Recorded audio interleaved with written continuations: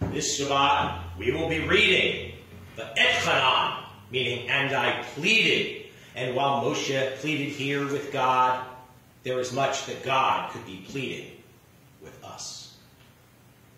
And it can all be seen as revolving around love. God certainly loves us, and we are to be loving God.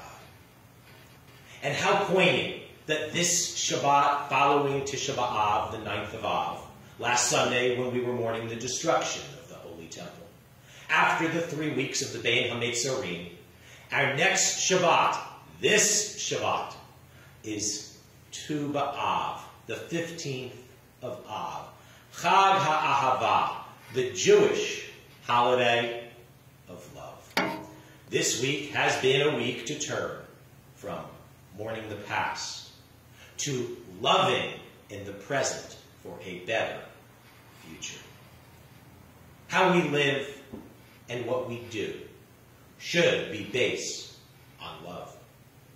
We should love God, and we should love God's Torah, which should teach us how to live so with and based on love. And we should love all the good that God represents, and we should live so accordingly.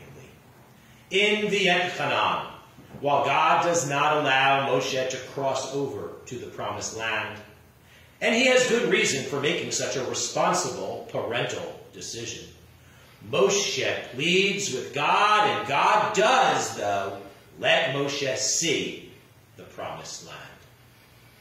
When we love someone, it does not mean that we give them everything that they want. But sometimes compromise is a part of a loving relationship. And out of love, God compromises here with Moshe.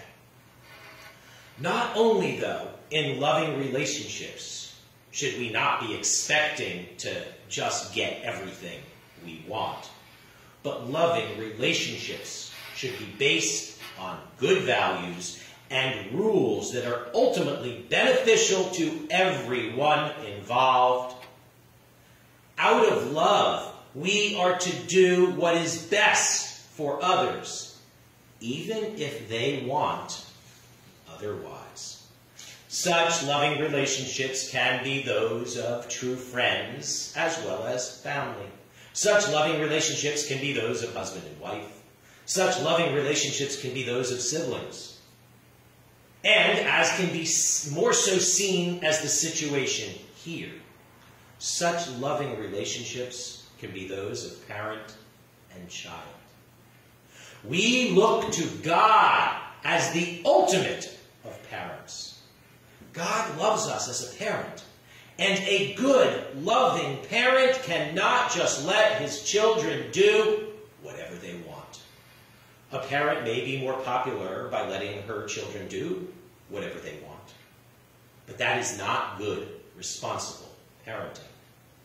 Even if unpopular, parents need to be the parents. Our children need us to teach them and guide them and to lead them with responsibility.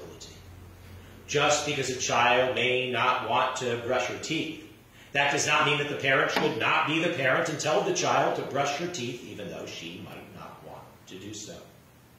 Just because a child may not want to go to bed, that does not mean that the parent should not be the parent and tell the child to go to bed, even though he does not want to do so.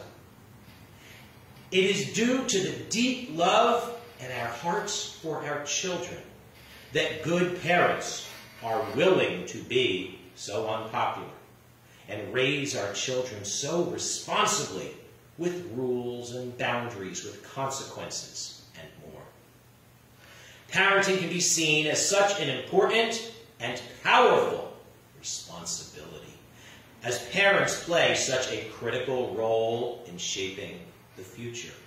And parents need to be the parents.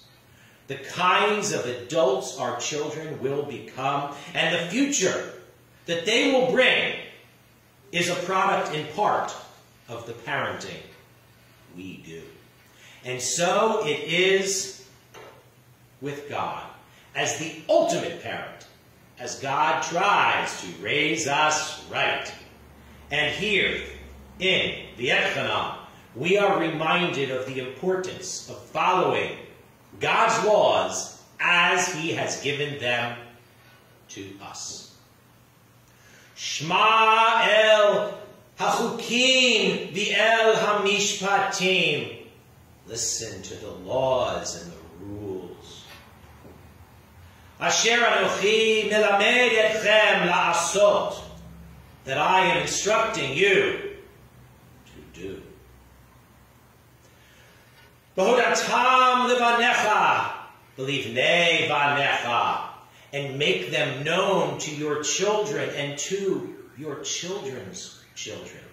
It is our responsibility to the future that we teach our children well now. We are also here reminded to remember our covenant with God.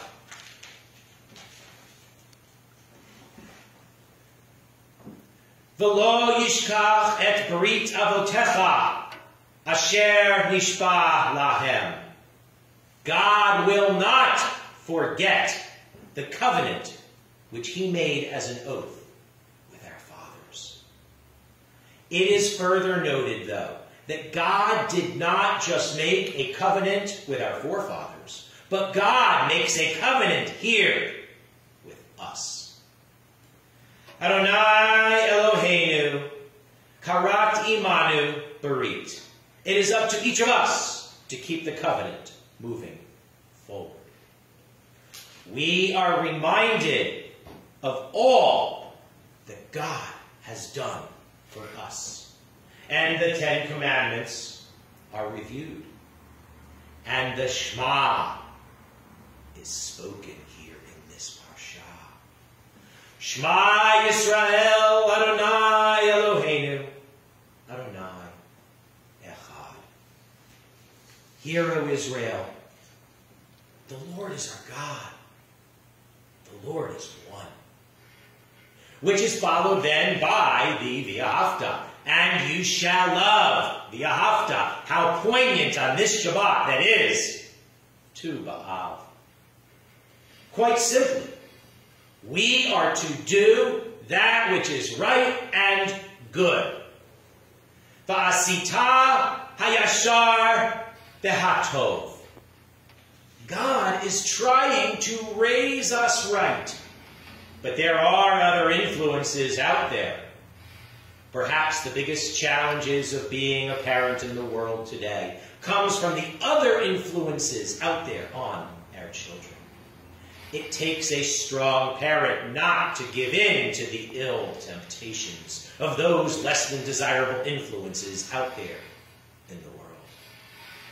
But we, like God, need to be the best parents we can be. And even if it makes us unpopular, we should continue to do the very best we can to raise our children with the good values that we know they and their future will be better off living by. Thus, here on Shabbat VahEtchanan, which is also today Chag HaAhava, the holiday of love, it will be good for us all to ponder how we live with love and how we can create a better tomorrow for the world by living rightly and goodly with love today. How we live and what we do should be based on love. We should love God. And we should love God's Torah, which should teach us how to live so with and based on love. And we should love all the good that God represents, and we should so live accordingly. God loves us, and our lives will be better off lived with love for God, and by learning from God's love, and by striving to live as such with such love for others. Such love is selfless. Our such love is not to be about us, but it is to be about others. And with VahEtchanan, and I have now pleaded with you to live with love, true love. Not only how we can be more securely loving parents and so leading our children, but quite especially also how we can be such loving children to God and do better to follow the teaching, the guidance, and the responsibility with which our loving parent is so trying to lead us. VahEahavta, and you shall love. The VahEahavta prayer we chanted earlier, and chant at so many services in other times. But as it comes in this week's parashah, VahEtchanan, it will be quite poignant to chant it or share it again here.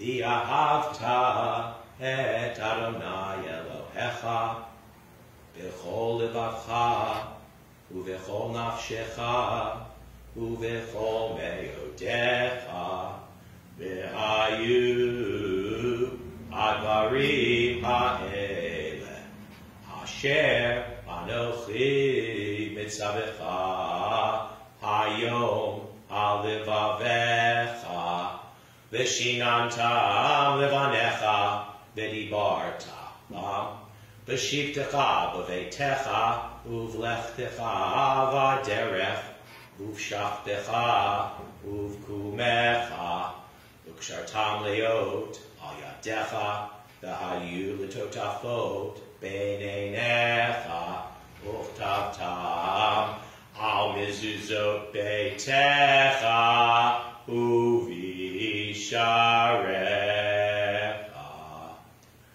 shall love Adonai your God with all your heart, with all your soul, and with all your might. And these words which I command you today shall be in your heart. You shall teach them diligently to your children.